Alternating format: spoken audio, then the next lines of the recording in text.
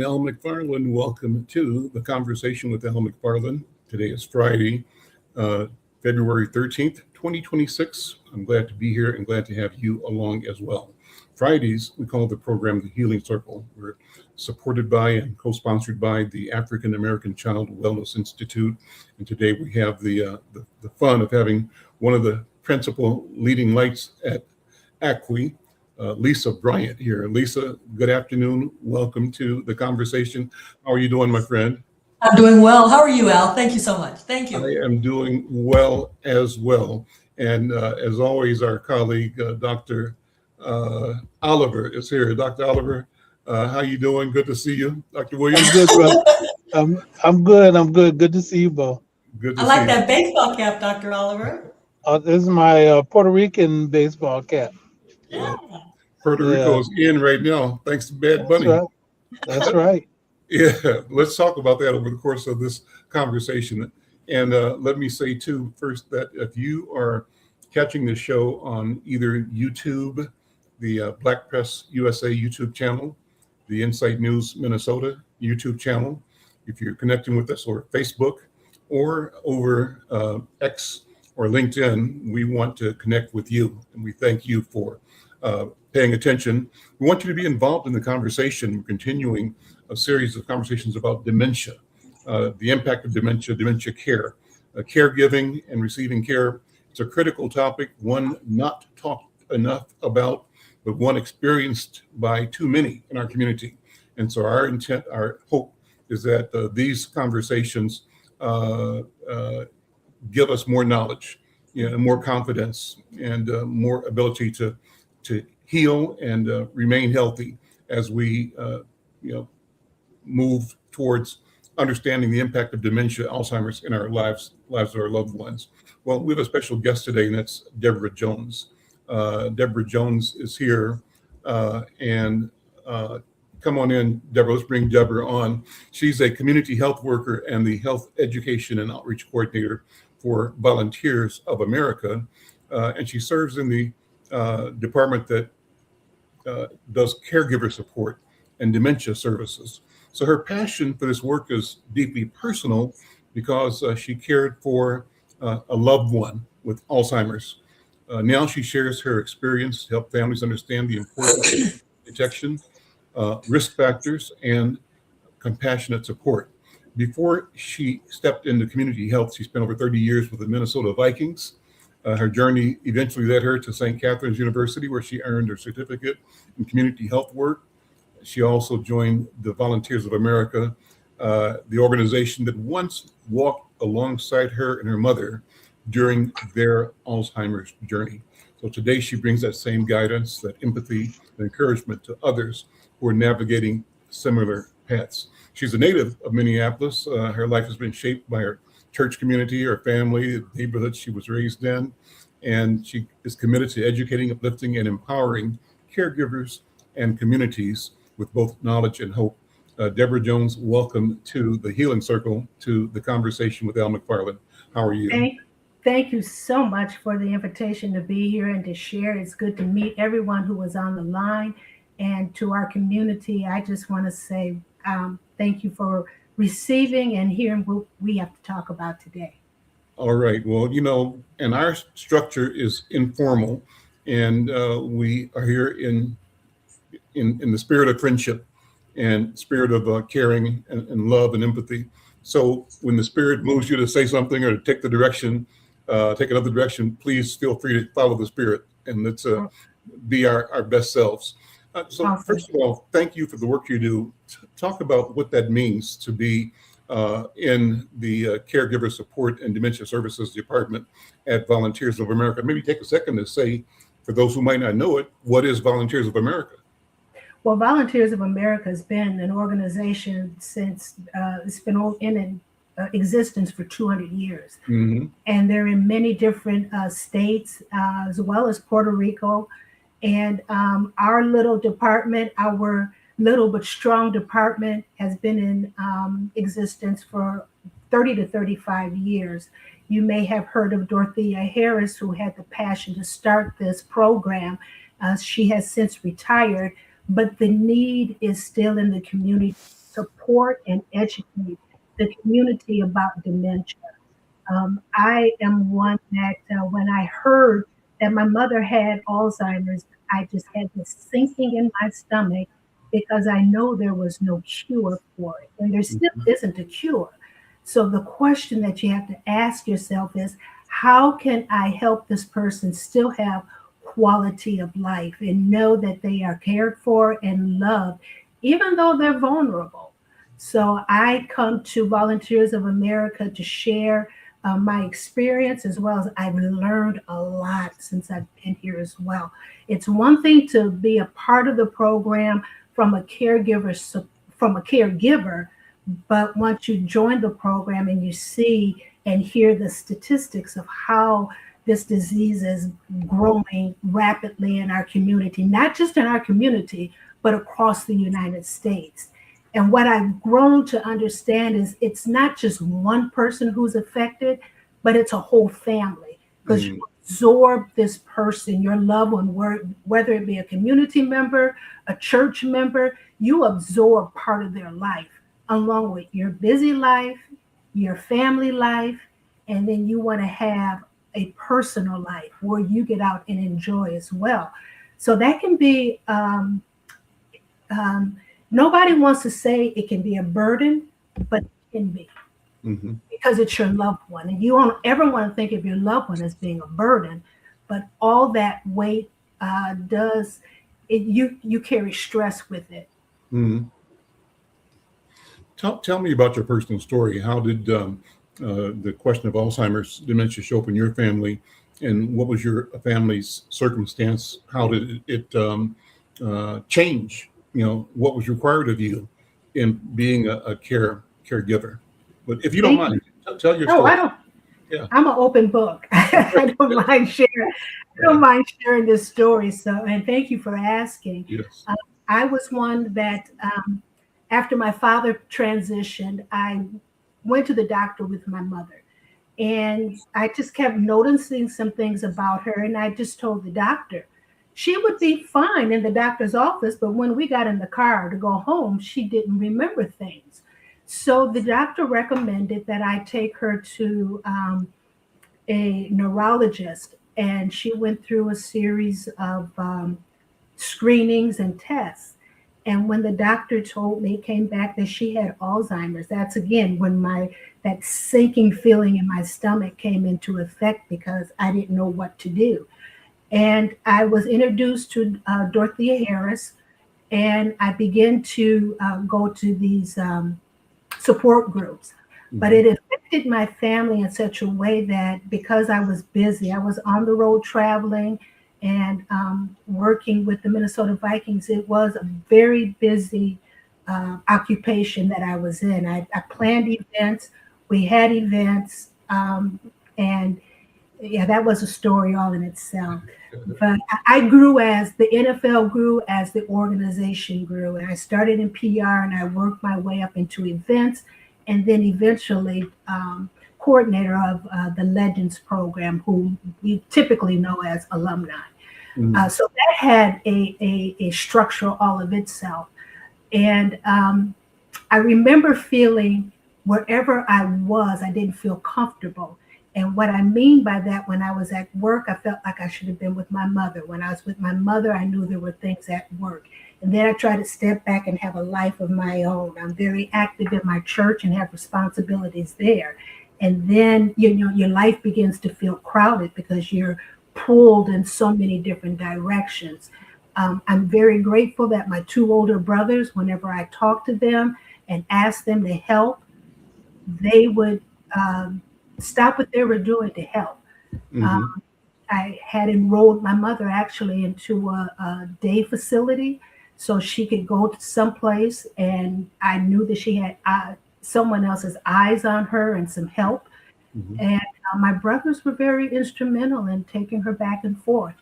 So our family structure was one that we supported one another. I'm very fortunate that I have first cousins as well. If I called them, they were willing to step in where they could step into.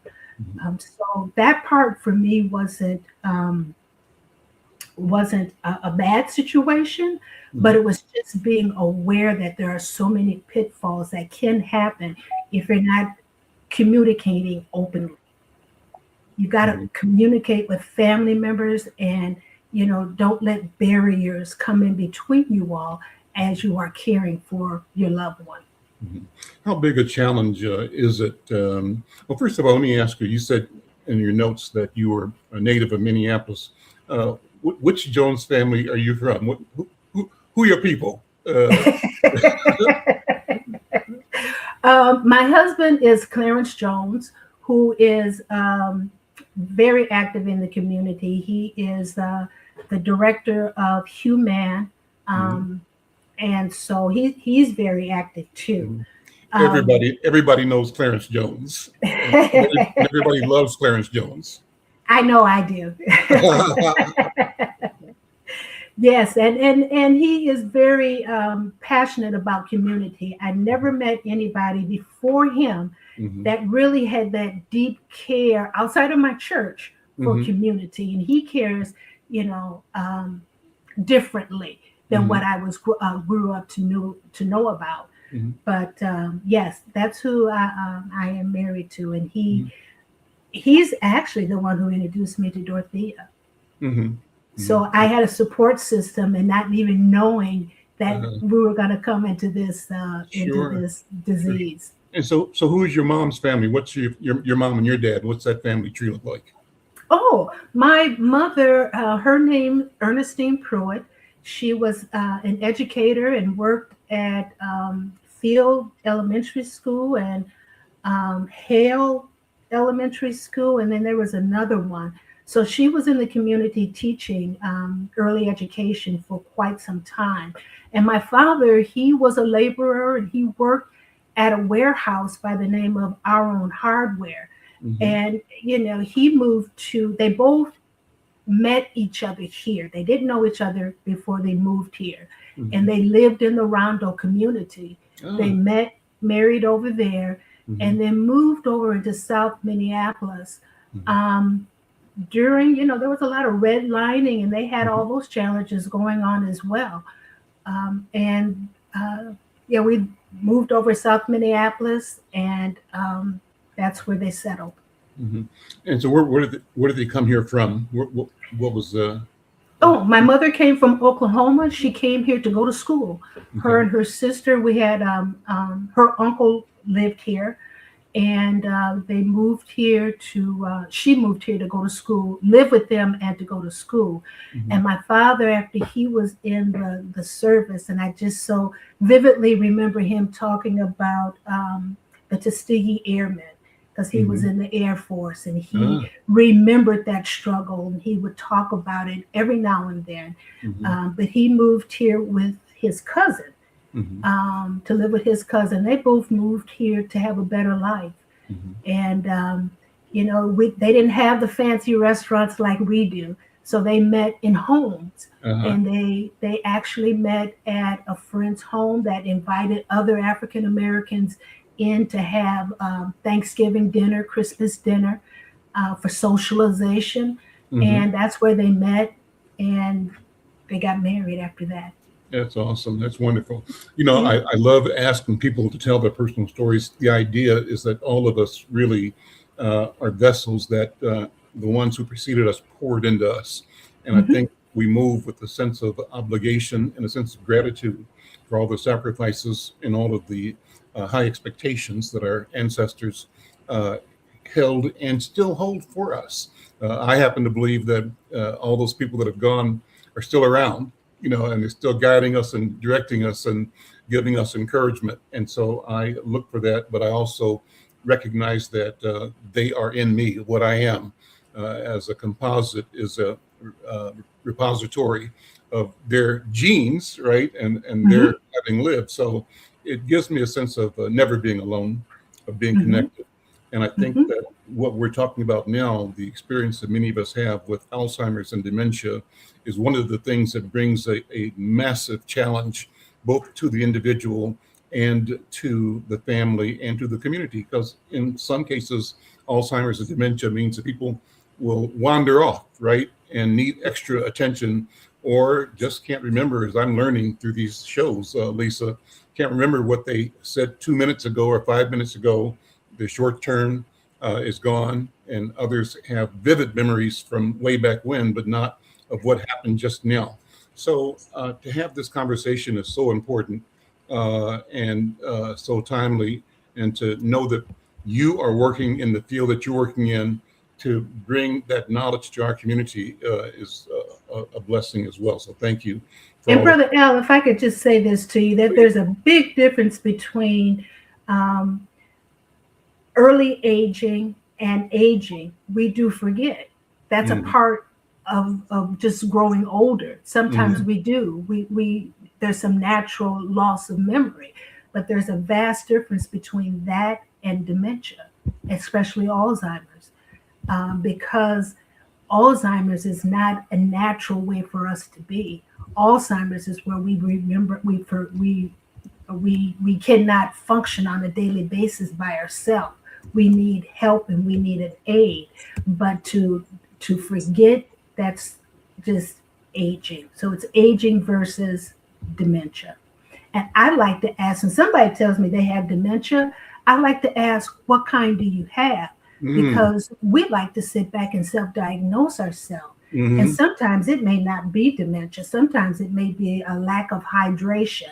It may be a urinary tract infection. It may be an effect from some medication. There are other things that slow down that memory. So it's very, very important to go through that process and to have a neurologist check you out. It's one thing to go and to have that 3-minute study, and we do that 3-minute study of a mini cognition test. That's one of the things that I do in the community.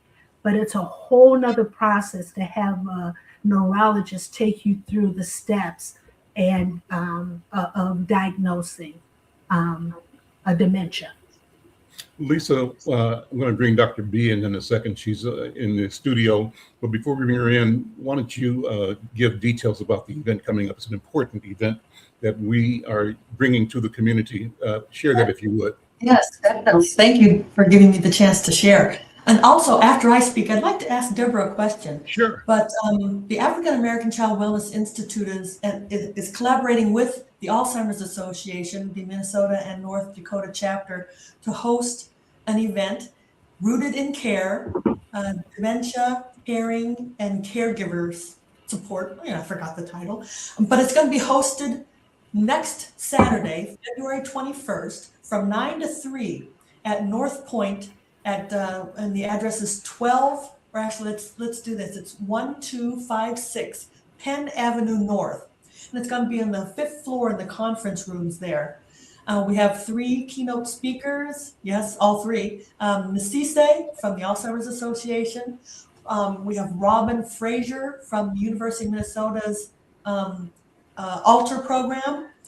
And also we have Manka and Kimbe. And she is going to speak about the project she launched, looking at dementia and education and its impact on our immigrant communities. I think it's going to be a great conference, a great opportunity for our community to learn and understand about the disease, and also to take a look at the impact that it is having on the African American and African immigrant communities. So I look forward to having this conference take place. All right, Dr. B is here. Dr. B, how you doing, my friend? As our leader, Dr. Bravada Garrett Akinsanya. Dr. B, you're on mute. Unmute if you would.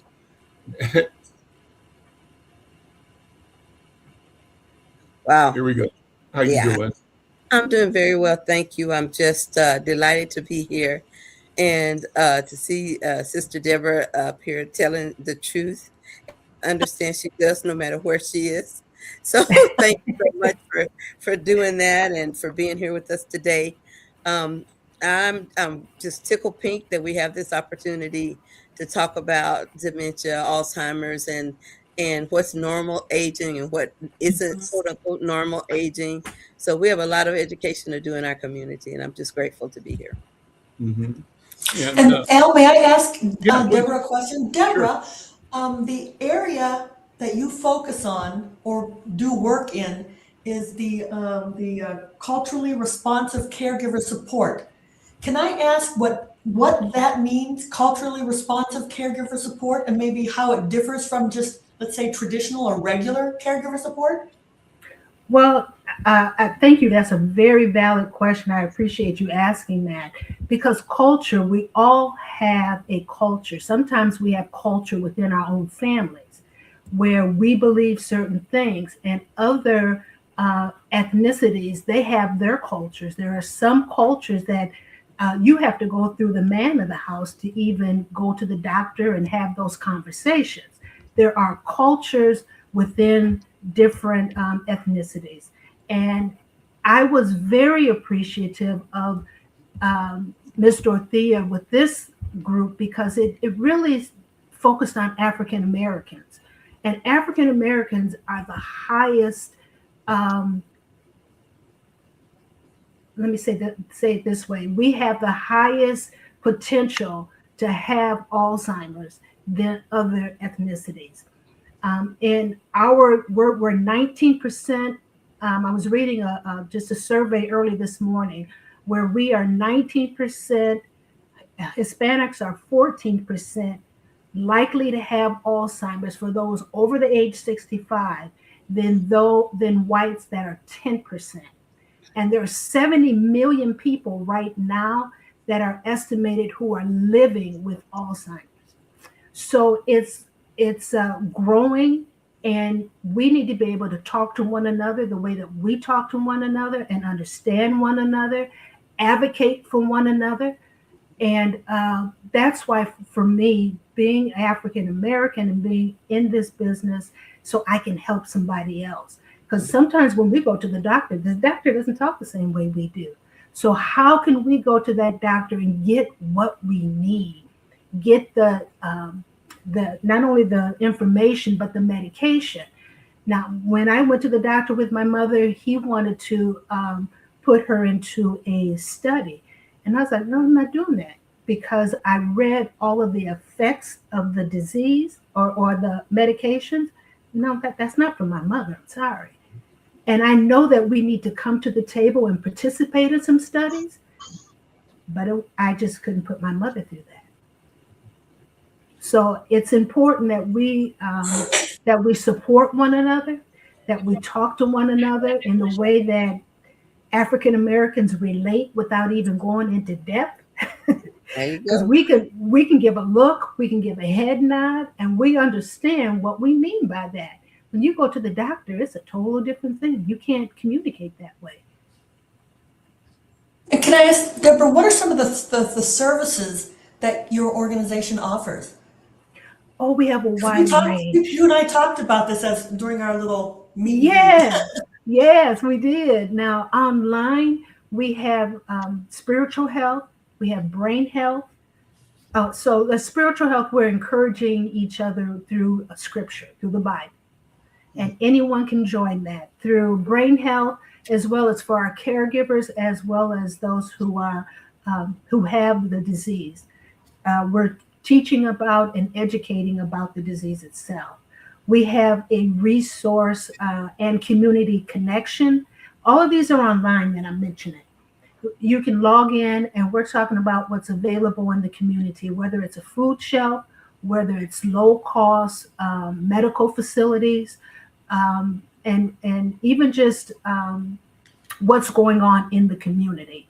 And we also have Ask a Nurse. Ask a Nurse takes place at the YMCA. And we just have questions for nurses. And the nurse just centers her presentation around the questions that the community is bringing. Last week or the last month, we talked about hoarding. And how can we break that habit of just keeping things that we don't need? Because there's a mental piece that's connected with that. So it was fabulous. We had great conversation. And yeah, she brings a lot of different things to us. Talk about medications and how they affect our body. And even as we eliminate, what should that look like so we know that what's going on inside of us is even healthy. So You say we had eliminate, Deborah? You said eliminate? eliminate. Uh-huh. What did you mean by that? Go to the bathroom, what comes out. Okay. Mhm. That's a We should be fancy looking. We should be looking to see what that looks like. Mm-hmm. Yeah. Yeah. I have another question for you, and this, I don't know if you have hit on it yet, but this is, I think you kind of touched on it a moment ago when you said we have that wink, that look, the Side eye. that's a side eye, those parts of our communication style that are often misinterpreted by other groups. And my question is, do you think that changes over time as people become more and more impacted by dementia? Does that change their ability to notice those winks, those sides, that side eye, that, the little nonverbals? I think in some cases it does. I remember unconsciously, I was at my mother's apartment at this time. She was in the living room, and I was at the sink washing dishes. And I heard her conversation with someone, and I began to tell her words to say. It was totally unconscious until I stopped and just kind of had that aha moment. I was filling in for her and probably was doing it for a long time, but just unaware. So I think that language is something for some. It's not, Alzheimer's is one of the diseases that it doesn't affect everyone the same way. That's right. So communication, I know for a fact it does affect them, but everyone is different. So can I just jump in with one more thing? One of my first jobs before I became a psychologist was to work for what we call nursing homes in Texas. And so I would be in the nursing home seeing mostly African American clients and some white clients or patients in the nursing home. And I noticed one thing that stood out for me is times, especially back then, when there was dim. Is she frozen for anybody else? Can y'all hear Yes. me? Yeah, we hear you. Yeah. You broke up. Yeah, I do freeze sometimes. But I was wanting to ask you, do you see that people still carry those psychological images with them into not just adulthood, but into geriatrics? People treated them a certain way in the 20s or the 30s. Do you see that in groups of people who have been I guess victims of racism? So because you were going in and out, I didn't hear all of your question, but I'm going to answer it this way. And if I'm going off course, please let me know. I can say that as my mother was in the care facility, because she ended up in a care facility, she forgot how to walk. And she began to talk about from her childhood the racism that she did feel. And she kept feeling that they did not want her in that facility that she was in. Yeah. And so I realized where that was coming from, and I would just talk to her about it. But I would also go by there and check, because everything that they say is not wrong. But I would often go by the care facility, and I had my family stop by because I wanted them to know we're showing up for my mother, and we're going to check on the care that she's getting.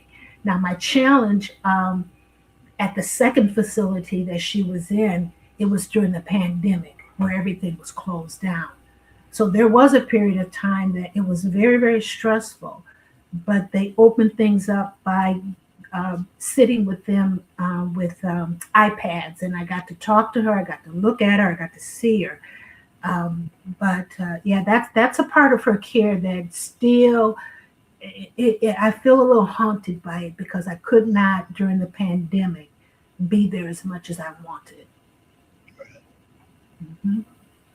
And I think it's good, Deborah. I thought it was also good that you were able to make a connection not only with her, but check the environment because, on the one hand, your mother had these lifelong experiences, and let's say that the good news might be that the organization was providing the right type of service. That being said, there's also a possibility that they weren't doing everything that they could have done. And you were the person that was the go-between because you knew her reality, but you also know sometimes that the places that you go to are not responding the way that they need to. So I think it was great that you did what you did with her and for her.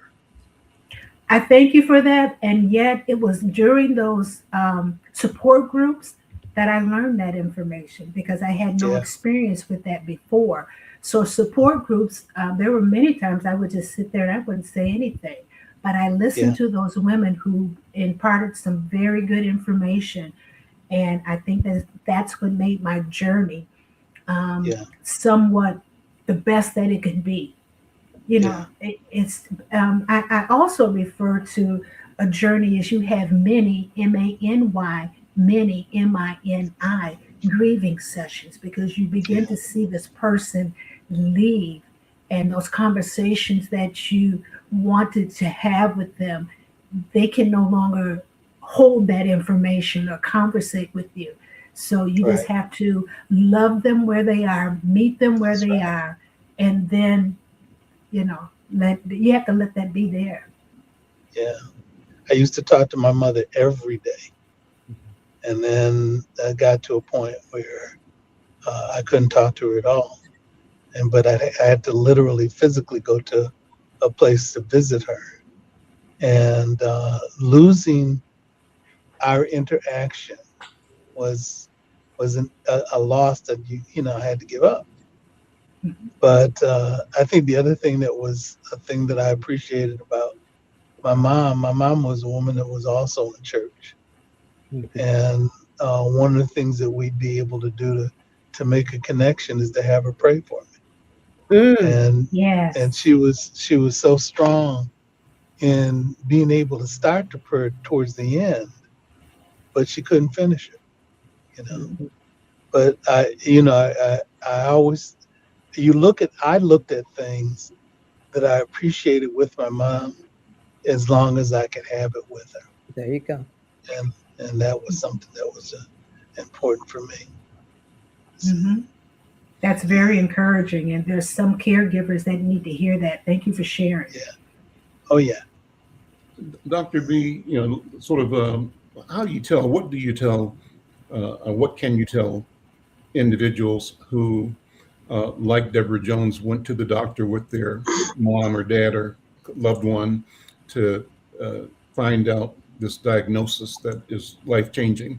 And how do we educate ourselves to be our own best advocates, informed and participant in the process of healing and recovery and growth? How do we do that? How do we train our families to be their best advocate for themselves in the doctor's office and everywhere else as well? What do you think? I think let me give you an example. I think that if you know the parent, and for example, my mother, she she was always meticulous with her looks. She would get her nails done, she would get her hair did, she would do all those things. And when my brother, who ended up caring for her a while, was taking care of her, he was missing all those signs that she wasn't getting her nails done, getting her hair done. As he's a man and he was pretty much single, as long as she had something to eat, it was good enough. And TV, it was good enough. So I think what we have to do as families is help them to make as much normal experience, historical experiences with their parent as they possibly can. What that means for us is we have to be grateful for the moments. the moments that she may remember your name, or she may remember that time when you were pulling the cat by the tail, and she said, or any of those things. Just be grateful and be present, because if you're present, you won't miss all those moments. It's like coming in and you've missed half of a movie, and you don't know what happened before you got there, and you're trying to catch up. But if we realize they may not be able to communicate in the way they used to, there still is communication, whether it be that eyes, or that my mom would do you like this, or she'd take your hand and do this and kiss it. She's was always like that. So I tell people, even the psychiatrists that I work with, I tell them that even though the brain may not work like it used to, there are pockets of awareness. And we see that as the evening goes, they have this experience called sunsetting, where they kind of get disoriented.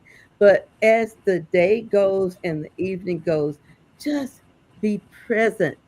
And when I mean present, I don't mean just be there. I mean being emotionally available, cognitively available, spiritually available. Be present. And when we do that, we feel less lost, Mhm. because you'll find that your parent is in there somewhere. And Mhm. every once in a while, my mom may be sitting there, we're watching TV or something, and she said, "Didn't this remind you of?" And you go, "What? How does she remember that? That was like 20 years ago." And the ability to be present makes it more tolerable.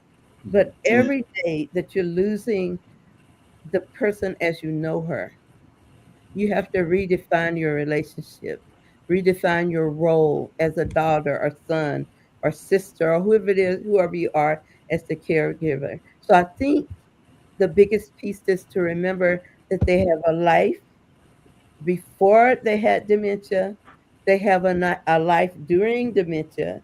And your job, I think, is to make it as beautiful, memorable, honoring, loving, and caring as possible. Because people don't forget that they were cared for. They won't forget that kiss. They won't forget that hand holding. They like my mama. She won't forget that you tried some new perfume on her. She won't forget. And so those are the ways we hold on. But I do remember one winter when I could see, I would call her, and then we went this whole bout of putting her in a nursing home, as opposed to us keeping her in the home, as she just got less and less able to care for herself. And I remember that winter, I had gone to I think to Lubbock, Texas, where she was, brought her back down. She spent some wonderful time with me, but I could see she wasn't all the person that I nurturing mama that'll buy you a sweater. No, she wasn't like that. She was just you couldn't predict. Mhm. But when she left, I was so angry. I Mhm. remember going to my driveway.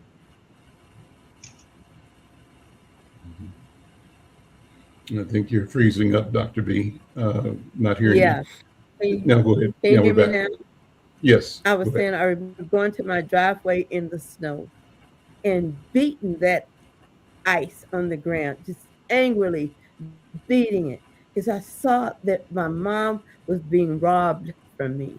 I felt like I had been victimized by a thief. And after I understood more and more about what that disorder is, and like Miss Deborah said, more and more, they still have their somewhere in there, they're still there. Mhm. And if you just remind yourself not to give up, not and be present for those moments when she peeks out and she calls you your nickname from when you were little, or Mhm. when she peeks out and she'll say, "Oh, can we go get some ice cream?" Whatever Mhm. it is that gives you that joy in that moment, I swear, when they're gone, you don't forget it. Yeah. You I don't forget it. remember with my mother, the phrase that I would use is having patience with her process, Mm-hmm. and not being upset with who she isn't anymore, but having joy with who she is. Yeah. And my mom and I used to go to, I'm from Detroit, so we used to go to Belle Isle when I'd pick her up from the nursing home, and we would go out uh, and we would drive around. Belle Isle is the island in this in the city that Canada on one side and Michigan is on the other. Detroit's on the other side, and we would drive around Belle Isle, which he enjoyed even when I was a little guy. And then we would stop at the Big Boy and give floats. Mhm. And those are things that she enjoyed when we were little, and then she enjoyed when as she got older. Yeah. And then things that she would say or that she would do. The other thing that would change as we got older. So so Sam was a little guy, and so Sam became me. That's So right. my nickname was Joe. My middle name is Joseph, and so she would call, and the family called me Joe growing up. So she sees Sam and she calls Sam Joe, Mm-hmm. and then she called me my dad, Mm. and also sometimes she would call me my Uncle Joe, which was Mm. her brother, who was next to her age wise, but they were very close. And so things that you appreciated, but things that you would see that she would do uh, that I thought was interesting and fun. You know. Yeah. What happens when you have the more difficult challenges? People with a tendency to get lost, people who have to worry about trying to cook, and the potential for fire. Is there an increased potential for things like falls that can mean physical danger? The kind of person who's experiencing Alzheimer's or dementia become agitated and even dangerous to themselves and to other people. I know that I've heard the term used that people sort of lose their filter when they experience dementia. So people who are caregiving and in the family sort of look at each other and say, "Oh, that's just how she is right now because of the dementia or the Alzheimer's." But Mm-hmm. how do you navigate that, and how do you manage to know what your limits are and where you need help beyond your capability? How do you do that? Deborah, what are your I'd, thoughts? I'd be Or go ahead, Olive. I was going to say I'd be interested in what Deborah said, but I know from one of the things that when I talk about the phrase "have patience with her process," Mhm. Mm-hmm. that's recognition about valuing and being patient with the decline. Yeah. I think another thing is to talk about it within the family. When my mother would forget things, they would think by rehashing things. Let's say that there was a loss of my siblings, and my mother wanted to know where they were. Yeah. And then what you would do, what some people would do, is remind them about the loss, Mhm. as if that was going to make her remember. And so first of all, you can't blame her for where she's at. Mhm. But the other thing is you can't assume that by telling her the truth about the loss that was going to uh, help her be better or remember. So, and that's another thing that she would go through in terms of dealing with that loss for the period of time that she did. So Mhm. I had to tell my siblings not to do that. Mhm. But I think to talk among ourselves as siblings about the condition that my mom was in was something that was important. And Deborah, I have to ask you this question because I used to be in a gerontological group when I was a professor at the U. It was called MAGIC. It was Minnesota Area Education on Aging. And so I don't know if that still exists because the people that founded it passed away. And they were excellent in their work. So does that still exist? Does Magic still exist? I'm not sure. I've never heard of them. So Okay. I'm not sure of that, Yeah. but I can come right alongside you in agreeing with you have to accept a person right where they are That's and right. learn how to if they're missing someone or if they're stating something that is incorrect, what difference does it make? I had Exactly. to Right. as well talk to my That's brothers right. about, my mother would say some things that weren't true, but I'm like, you have to learn how to deflect. That's Sitting right. here and trying to make her think that something she's saying is true, what's the benefit? Exactly. Find a conversation that you could have with her and deflect and bring her mind someplace else. That's right. My mother, as I said before, she thought that everybody in that facility did not want her there. Like I said, I didn't dismiss what her said, but I wanted to comfort her so that she could fall asleep at night and have a good Right. night's rest Mhm. and wouldn't try to be looking over her shoulder all the time. And I know that with the disease that it will leave an impression sometimes of something that they may see that's just not true. Mhm. Right. So you got to help them That's right. and your siblings with that. So yeah, that's what I would say. That there is a great loss when you see someone declining in their memory.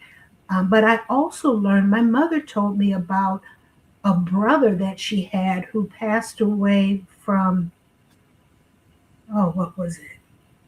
It was some disease now that they don't need that they have a cure for now. But she described the suit that my grandmother made for him. She Mm. described it in such detail. I was like, wow, she is right there in that moment. Mhm. But she had never told me that story before. So I Mm. just appreciated hearing some of her past that she would never, she didn't think to talk about before. So, Right. yes, meeting a person right where they are and being patient with the process. I just appreciated that as I was going through it and being able to help my brothers see and other family members know that sure she's not there, but she is still um, deserves love and kindness. Mhm. Yes. Well, I want to get back to the question I raised about when the person is a situation that is dangerous for the person or Thank for you. the caregivers. So how do we deal with that? So the background and my question is personal as well. I said this before. I don't mind sharing it because I'm looking for feedback. When I was a kid, like maybe 4 or 5 years old, I remember where we lived in Kansas City. It was like my uncle owned the big 3-4 story brownstone, and grandmother and grandfather and one of their kids, my uncles or aunts, lived with them. And then my family, which was my dad, my mom, my older sister, and me, lived in the kitchenette on the 3rd floor. So it was a multi-unit, multi-generational family living. One of the people on the 2nd floor, my grandmother's space, was my Aunt Della, and Aunt Della was my grandmother's aunt, I believe. Uh, and we just knew that Aunt Della was quote unquote crazy because they kept her under lock and key in that room. And, I just remember them bringing her out every now and then, sitting in a rocking chair. She always talked quote unquote gibberish, kind of never made sense. And then I think that she was erratic enough that she required being kept under lock and key. This is my perception as a 5-year-old. So what about that? And I guess we would have our private jokes growing up as kids saying somebody was crazy. Crazy might not have been the right word. Maybe there's something else, but what is our culture doing? What have we done? And what must we do in the future so that we are clear, knowledgeable, and we are as responsive as we can and should be, and give love and compassion to those around us, and are not guided by uh, stereotypes and misinformation that's not based in science or reality today. Deborah, what do you think? Well, that's why I've stressed earlier that it's very important to take somebody into the doctor, because we have that thing in our culture, or they just see not. Well, there's something more than that going on, and it really does take, my honest opinion is to have someone seen by a doctor so that they're not harmful to themselves or somebody else. Some of the things, my mother was in an assisted living apartment, and I saw that her steps were getting shorter, and she had a walker, but when she first moved in, she was able to get around, and she had an area rug. I didn't like it, but I was okay with it because she was able to still maneuver very well. But as I saw that her steps began to get a little shorter, I actually I got rid of the area rug, and in the living room and the hallway, it was carpet. I got rid of that carpet, and the bedroom, as a matter of fact. Asked them to, I talked to the rental people, and I asked them to go in half with me because I didn't want that carpet in her apartment with a walker, because I saw it as a trip hazard. That's right. And so actually I had as well someone come in and do an assessment, even though this was an assisted living, and they said everything was, easy for them, blah, blah, blah, blah, blah, blah. I wanted somebody else to come in and do another assessment according to my mother and how she could move and to do everything. So I was fortunate enough where we had the finances to do that. Now, there are some families that may not have the finance, and it's something else I wanted to bring up, is families need to prepare financially for their seniors. You still need to have life insurance. I know that long-term care insurance is very expensive now. And my mother had it. I was ready to throw it away, but I consulted with someone. They said, keep it. And this was a particular type that as soon as I tapped into it, we no longer had to pay premiums. I don't think those are out there like that anymore, but still, talk to somebody about your finances and getting those legal documents in place, because for that aunt who was living in that apartment, it was her apartment. And I don't know how legal you can go in and do anything. Nowadays, you just don't have the capability of doing those things. So you've got to put papers in place that say, I'm going to safeguard, I'm not going to steal, I don't want what you have, but I need to know that you are safe and no one is taking anything from you, and that we have some papers in place that someone can go in and advocate for you medically, financially, and in every other area of life. Now, there are some people that are very resistant to giving up their keys because that's connected with their identity, their freedom. And you just have to have those conversations. And those are very individualized because everybody has a different personality. But you got to learn how to go in there and help that person. And sometimes it really does come off better when it comes from a doctor and not from a family member. We were brought up. I was going to say, I agree with you 100%. And I think is that because we are family, we can be a little more vigilant to change. When people are changing, we as family members, we can observe that a little quicker. And my sister and I ended up getting guardianship of my mom. And because it certainly got to a place where there are things that she couldn't do. And so my sister and I had to be on one accord. Now, not every family member became a guardian. That's right. It's basically me and my sister, and we made the decisions, and we even did things where my mom was fearful. She had these problems with her hip, and she was in pain all the time. And my sister and I made the decision that we were going to have her have the operation. And one day she was in a lot of pain. She had the operation. The next day she wasn't. And so And Al, regarding your question, one of the Mhm. things is when you see that there are people who may be a danger to themselves, Mhm. you have to be their support Yeah. and have to be aware of how they could be a danger to themselves and find ways to be supportive, including the rest of the family. Things that you have to be aware of as they process or do things, Yeah. and I think respond to them that way. And I So, think, let me jump on top of you, what you're saying, Brother Oliver. And mhm, I want to say this to make sure that people know, if we look at some T's, the tone for which we engage with our elders who especially have dementia, how to talk to them, the tone, how to that touch is very important. Yes. That timing is also very important. Those T's, touch, tone, timing, that helps us to communicate better. Because when we touch them with a loving hand or just smoothly put their hand, then you can get some attention, and the person will know, even if they may not be able to completely decipher what you're seeing or saying, they can hear the tone. They can see that smile on your face.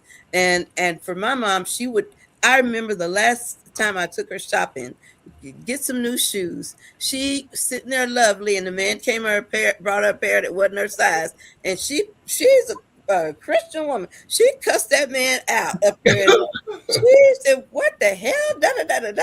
And everybody started looking, and I was so glad I was there. I said, "Mom, he must have the wrong customer. Let him just see if he can find your size." And she come, "Okay, thank you." But so it takes knowledge of that, and it's That's really true. important. It doesn't take a PhD to think about Mhm. timing, touch, and tone. If I could add one thing, and it's don't stand over people, come down to their eye level. There So you you're go. not that authoritarian. Meet mhm. them eye to eye, again, with love and kindness, because it goes a long way. And tone. I love that you said that. Mhm. Well, Lisa, tell people about the event coming up again next Saturday. Let's invite our viewers. And what we want you to do is share this information, share this show, and share the information across your social media networks, your email contacts. Let people know this is an Mhm. important event, and that if this is a concern, and it should be for all of us, you need to be there. It's here for Mhm. you, Lisa. Unmute, Lisa. It's very important for the community to understand and learn more about Alzheimer's and dementia and how it can impact us and as individuals and as a community. Again, February 21st, it's a Saturday from 9 to 3 at the North Point Health and Wellness Center across the street from the Urban League and adjacent to URock, right there on Penn and Plymouth. We'll be on the In fifth floor. Minneapolis. Yeah, Minneapolis. We'll be on the fifth floor in the conference rooms up there, and we'll be hosting a conference about dementia, focusing on dementia and the various challenges, the health aspects of it, the issues that our community faces, and also just being able to congregate and have a conversation afterwards about the issue. I want everyone to know we are accepting walk-ins to the conference, but registration is appreciated because we do have to take account for the food. We'll be serving breakfast and lunch. And Al graciously printed an article about the conference in the newspaper, February 9th issue of the newspaper. Mhm. And we do ask people to register for the event. And Al posted the link to the registration event in the paper and the article. And you can find information about our event on our Facebook page. And the link is on that Facebook page as well. Also, many of our community neighborhood community associations. Hawthorne Community Association has posted it in their newsletter. Mm. Lynn Bohannon Community Association. NERC, North Side Residents Community. I'm sorry, I always forget Northside that. Residents Redevelopment There we go. Council. They have it in their newsletter as well. And then also Powderhorn has listed it in their newsletter. So just an opportunity for people to learn about the this disease and how it's impacting our community. Lisa, have you reached out to any churches to have them posted in their bulletin?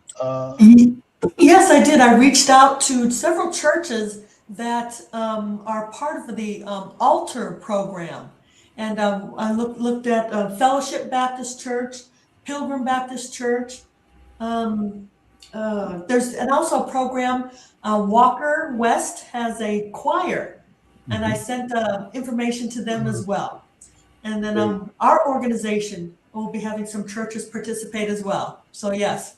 Yeah, and what I'm excited about is on Sundays after church service, we will be doing screenings using the COG-5 to screen for signs of dementia. And what we're calling it, the program is Wings and a Prayer. So you come in, the preacher pray for you, and you get you some chicken wings, and you get screened. That you can't beat that. They baked chicken wings, right? They baked, right? It's real big and tasty and free. Wings and a prayer. And the Wings and a Prayer is free, and our conference is free as well. And the breakfast and lunch are free. So this is just an opportunity to try and pull people together to begin talking about this issue. Lisa, thank you. Deborah Jones, thank you so much for your leadership and for the light that you bring. Dr. B, Dr. Oliver, as always, these are rich and wonderful and necessary conversations. I'm Al McFarland. We'll see you next time.